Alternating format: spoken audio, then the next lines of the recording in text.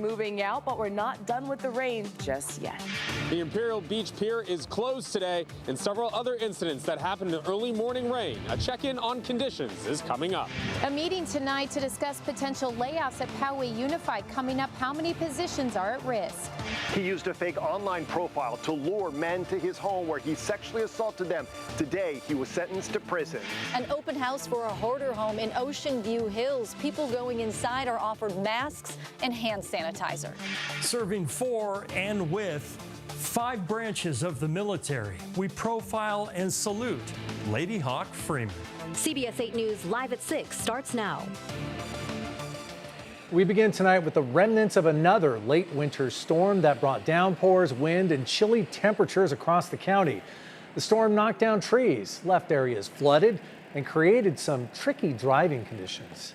Good evening and thank you for joining us on this Weather Impact Alert Day. I'm Carlo Cicchetto. I'm Marcella Lee. This latest round packed quite a punch, and there's even more rain on the way. Chief Meteorologist Carlene Chavis will have more on that in just a moment, but tonight there is concern over the large amount of trash in the Tijuana River butting up against a barrier on the U.S. side of the border. CBS 8's Alex Cheney kicks off our coverage from the South Bay. The Imperial Beach Pier is closed yet again today as the flow of contaminated water along the Tijuana River flows right into the coastline here in Imperial Beach. Also, several other incidents from early morning rain. This is video from Chopper 8 this morning as it flew over the Tijuana River Valley. You can see a trash boom that was set up to limit the flow of trash moving swiftly along the river from Tijuana into the United States. A portion of Convoy Street in Kearny Mesa was temporarily closed this morning due to a fallen eucalyptus tree. This happened around 6 a.m. and blocked 2 lanes for several hours. Also, a car crashed into a big rig on the 15 South this morning. It caused traffic to come to a complete stop near the 8 and caused a long delay. The Imperial Beach Pier and coastline is closed today because of contaminated water rushing into the ocean from Tijuana. The closure spans from the Mexican border to Coronado. The Imperial Beach Mayor, Paloma Aguirre, says she wants a state of emergency to be declared in Imperial Beach to fix the flow of contaminated water into the beach. Everywhere else, everybody celebrates the rain. For us, it only means more beach closure days, more pollution in our air, more toxicity. The river itself is not being treated. We need to treat it. We need a state of emergency to accelerate that. A state of emergency, that would come from Sacramento? It would come from our governor and from our president.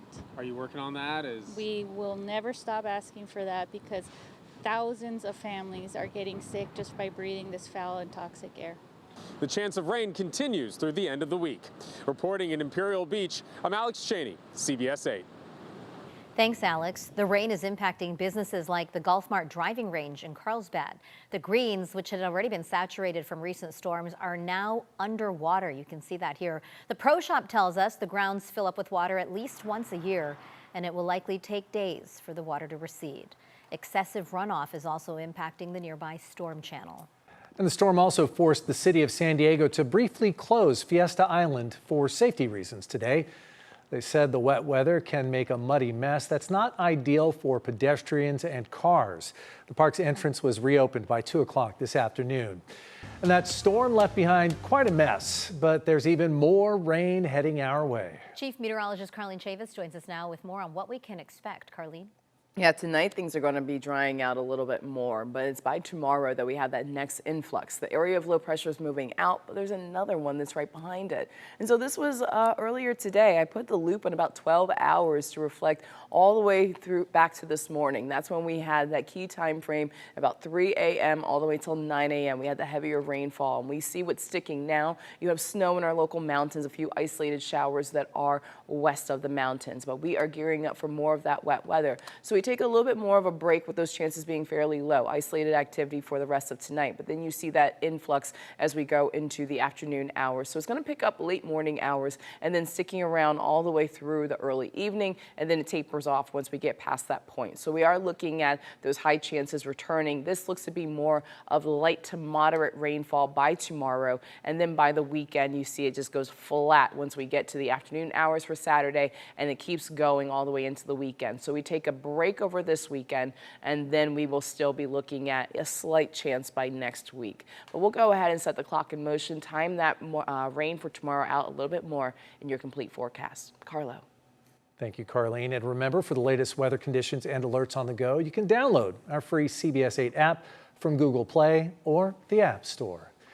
Right now, a Poway Unified School Board meeting is packed with people ready to speak out against potential layoffs as the district faces a $10 million budget deficit. That meeting got underway just moments ago. CBS 8's Shannon Handy has details on the proposed cuts and what people are saying about them.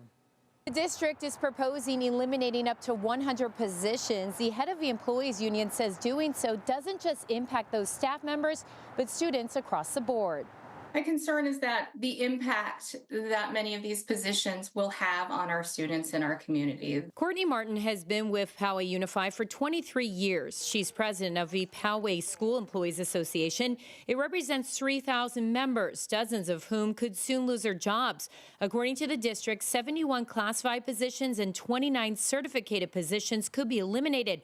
Positions include preschool teachers, English language instructional assistants, student support assistants, as well as the safety and preparedness coordinator. I can't fathom why you would cut that job. Our safety and preparedness coordinator is the one that's responsible for tracking keywords in terms of, like, if students are searching up things like suicide, active shooter, she actively monitors that information to make sure that we can see that. Martin says the union has known about the district's budget shortfall since last year and asked they look at their expenditures to avoid one this year, a request she says fell on deaf ears. That should be a common practice. Where are we spending the money? Do we need to spend the money on that? Looking at these legal expenses that don't need to be incurred because of incompetent management.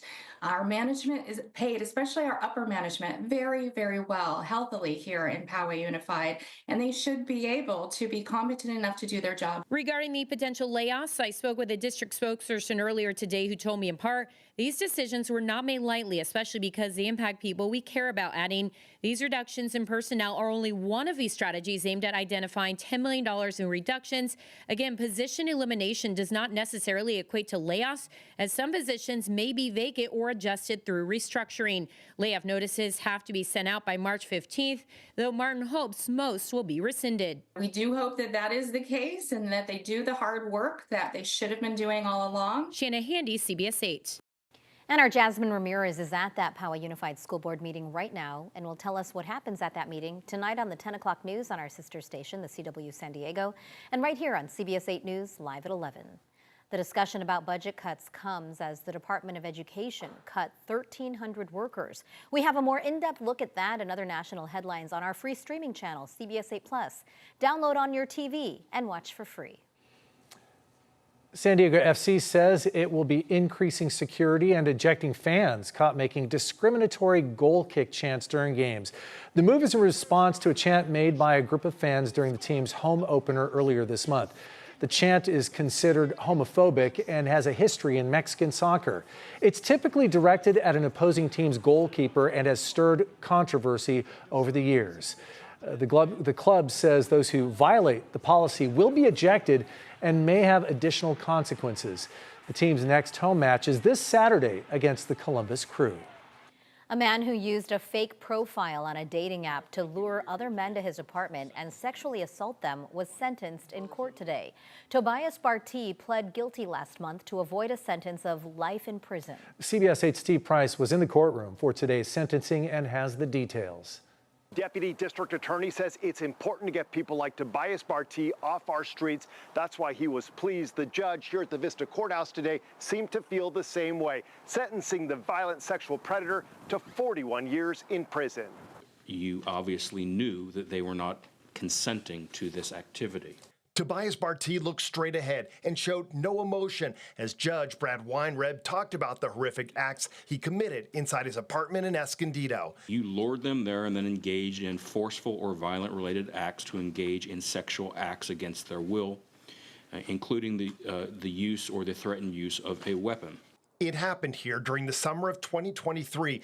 Barty created an account on the Grindr dating app posing as a white male. When the dates arrived, he told the men they were there for his roommate and invited them inside the apartment. Then he sexually assaulted them. He's a very dangerous defendant who used what's known as catfishing to lure these unsuspecting victims to his apartment, where he committed horrible acts of violence. Deputy District Attorney David Jarman isn't sure if there are even more victims out there, men who are too scared or embarrassed to come forward. It's always a possibility. We would encourage people that may be victims of this defendant or other offenders to come forward, as the 3 victims did in this case. Barty was arrested in September of 2023 and faced several felony charges that, if convicted on all counts, could have resulted in him being sentenced to life in prison. He pled guilty to 3 felony charges, 1 for each victim, to get a lesser sentence. When he does get out, he is required to stay away from his victims. You cannot engage in any unlawful, harassing, or abusive conduct towards them. You are to stay 100 yards away from each of them, their home, job, workplace, vehicle, and school. Barty will also have to register as a sex offender. In Vista, Steve Price, CBS 8. Thank you, Steve. Tonight, we're learning the family home of missing Chula Vista mother Maya Miliete has been sold. What we know coming up, plus details of an open house today for a known hoarder house that's now for sale, with an unwelcome visit from the property's owner. And as bird flu remains a concern for Americans, our Verified team is looking into whether you can cook the virus out of chicken before eating. That answer coming up.